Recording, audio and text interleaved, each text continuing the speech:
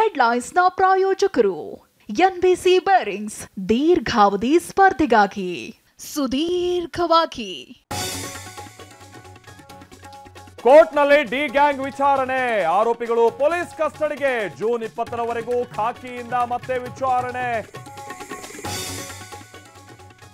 Court ಹಾಲ್ನಲ್ಲೇ ಕಣ್ಣೀರಿಟ್ಟ ಪವಿತ್ರ. ಗುಡಿ ರೌಡಿಯಂತೆ ದರ್ಶನ್ ಕೈ ಹಿಡಿದು ಎಳೆದು ತಂದ ಖಾಕಿ. 10 ಆರೋಪಿಗಳು ವಿಚಾರಣೆಗೆ ಹಾಜರು. 30 ಲಕ್ಷ ಸೀಸ್ ಬಗ್ಗೆಯೂ ವಕೀಲರ ಉಲ್ಲೇಖ. ಎಲ್ಲದಕ್ಕೂ ದರ್ಶನ್ ಕಾರಣ ಅನ್ನೋದು ಎಷ್ಟು ಸರಿ? ಪವಿತ್ರ ಗೌಡ ತುಂಬಾ ನೋವನ್ನ ಅನುಭವಿಸಿದ್ದಾರೆ. ಡಿ ಗ್ಯಾಂಗ್ ಪರ ವಕೀಲರಿಂದ ವಾದ.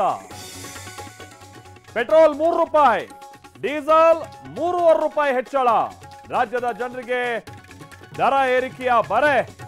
ಇಂಧನ ತೆರಿಗೆ ಹೆಚ್ಚಿಸಿದ ರಾಜ್ಯ ಸರ್ಕಾರ.